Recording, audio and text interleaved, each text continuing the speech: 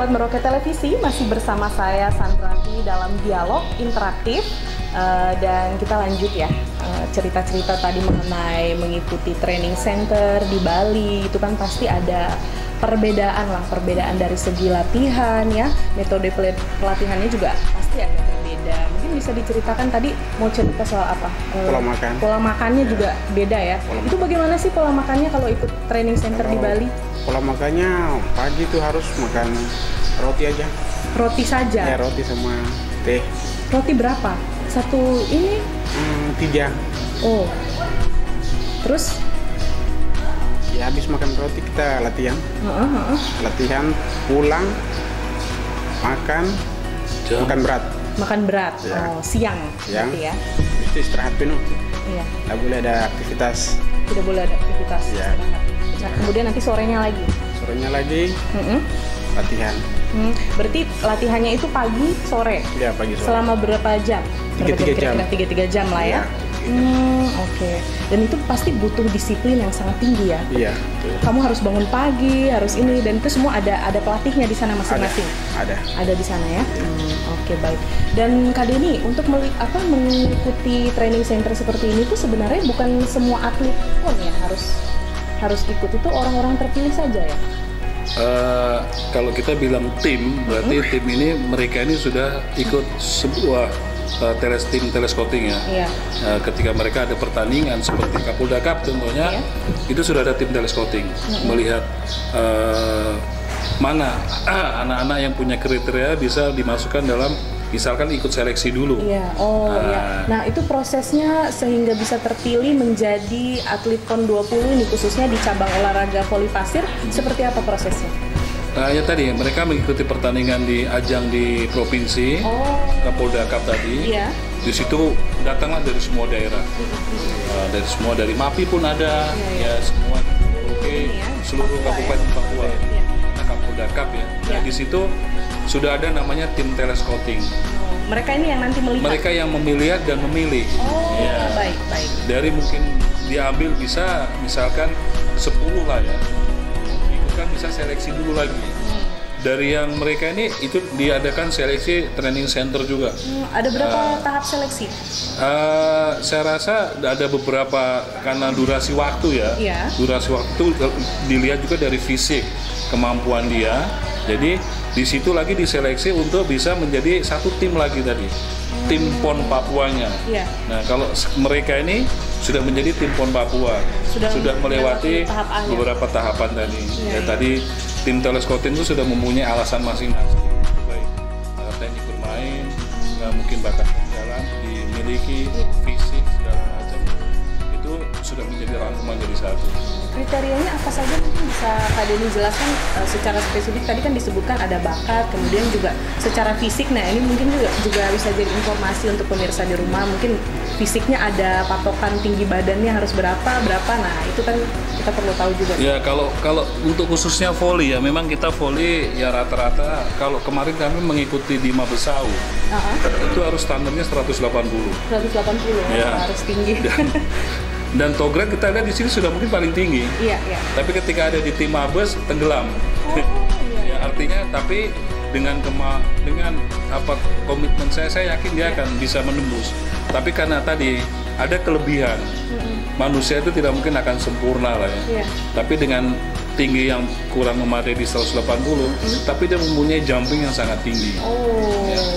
Dan power, kekuatan memukul dia untuk smash itu dengan umurnya dia itu sudah bisa dengan seniornya.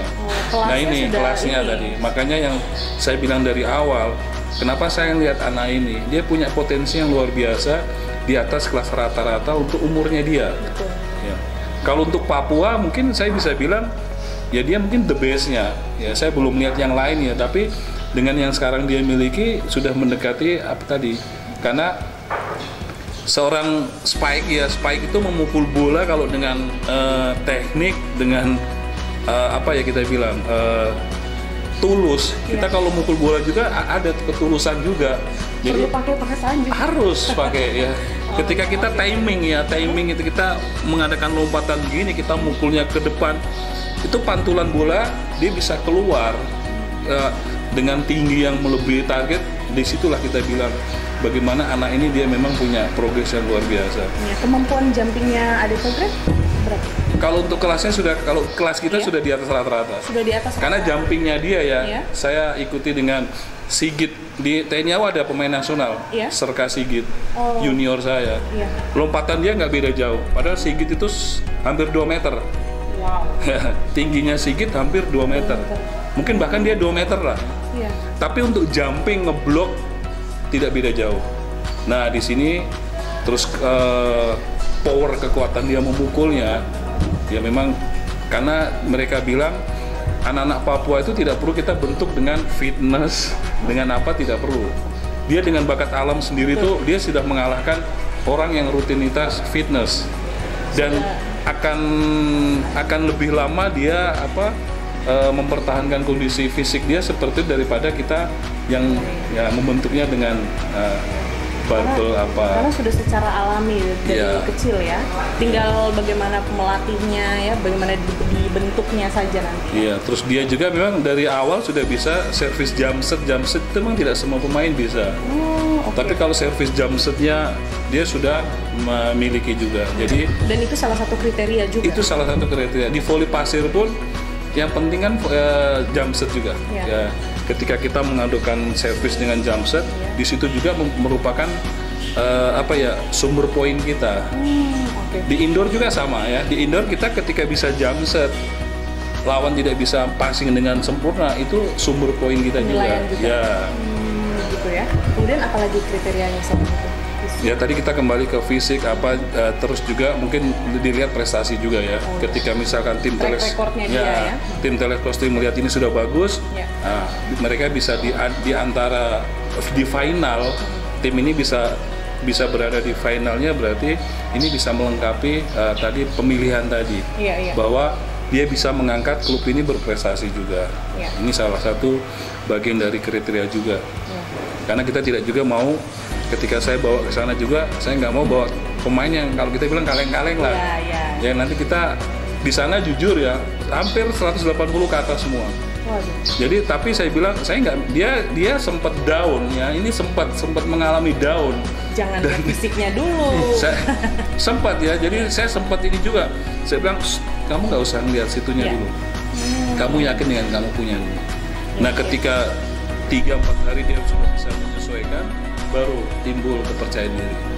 Di situ pun banyak yang melihat ya. Jadi artinya kita bilang ayo kita bikin warna untuk semua ya. Kita tidak bisa bilang ya mungkin Mabes AU, Mabes SAT, Mabes SAL kita semua. Mari kita punya peluang potensi banyak di Merauke ini, ayo kita sama-sama bersaing untuk memunculkan mereka gitu. Berarti memang Adik Togref ini terpilih sebagai salah satu yang mengikuti training center karena memang juga kriteria-kriteria tersebut dia sudah melebihi ini rata-rata bahkan.